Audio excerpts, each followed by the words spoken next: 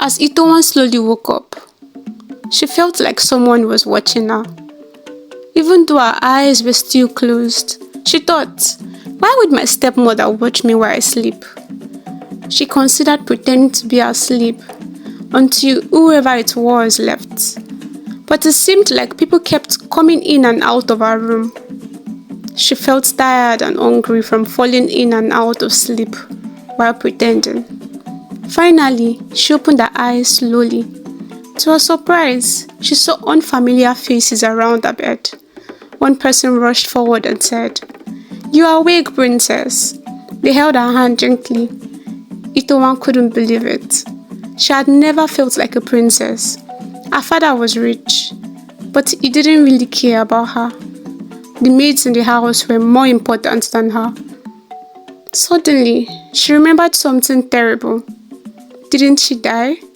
Her last memory was of her stepmother giving her something to drink that made her feel sick and fall unconscious.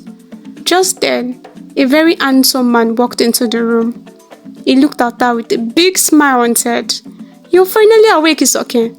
Itowa wanted to tell him he had the wrong name.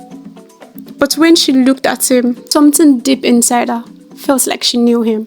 The handsome man kept talking, but Itowa couldn't hear anything. She just stared, feeling lost. "I thought I would have to cancel the wedding," he said, with relief in his voice. "Thank the gods you woke up. I will go inform your parents you are awake." He hurried away without waiting for Itowan to respond. Just then, a maid rushed in, wrapping Itowan in a tight hug. Itowan remembered her as the one who held her hand when she woke up. "My princess, I was so scared," she said, her voice shaky. "Your pulse was weak, and we were told to expect the worst. I was afraid we would lose you." Itowan felt a connection with the maid, as she faintly heard the name Efe being called. "Efe," Itowan echoed softly. "My princess," the maid said with a smile full of innocence. "How long have I been unconscious?" "It's been a week," Efe choked out, before tears streamed down her face. Itowan held Efe's hand, trying to comfort her. "It's okay," she whispered. A man and a woman rushed in, looking exhausted like they've not slept in days. They sat by Itowan's bed, their eyes filled with relief and worry. The man, who Itowan guessed was the king, Isoke's father, stared at her as if she might vanish. Meanwhile, her mother sobbed softly, running her fingers through Itowan's hair. "What happened to me?" Itowan asked, her voice trembling. "You took poison," her mother said, tears falling freely. "I have no idea why you would do that." Itowan felt confused. Something inside her whispered that Isoke didn't want to die either. She had a faint no in her head, and she was sure it was Isoke.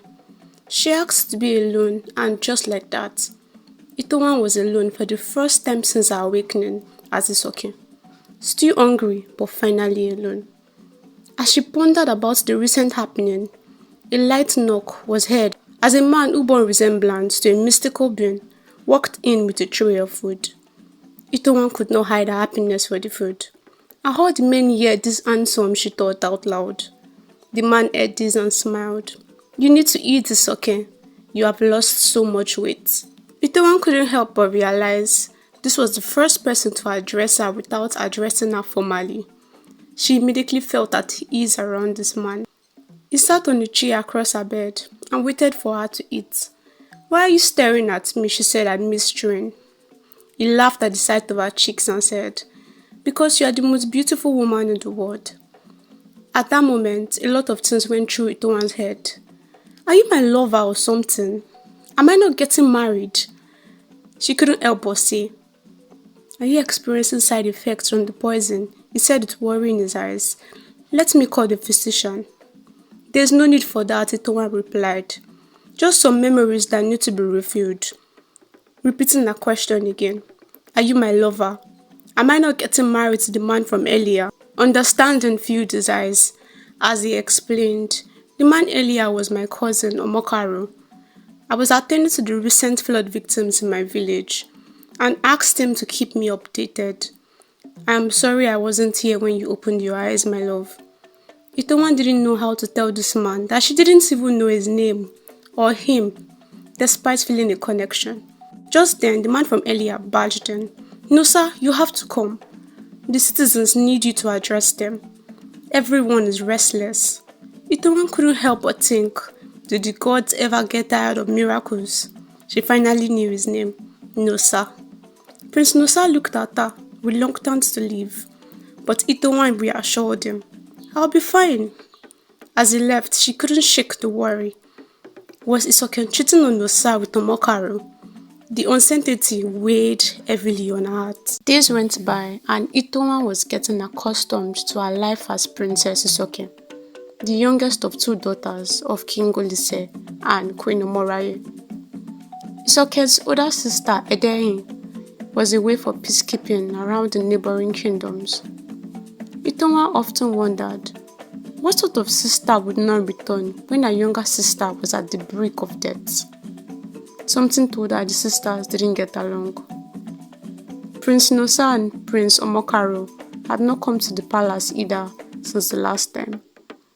Although Prince Nosa often sent flowers and tasty treats for her, she overheard King Olise talking about how Prince Nosa had his hands full with resolving the flood issue in his kingdom. Today was Itowan's first time out of the palace.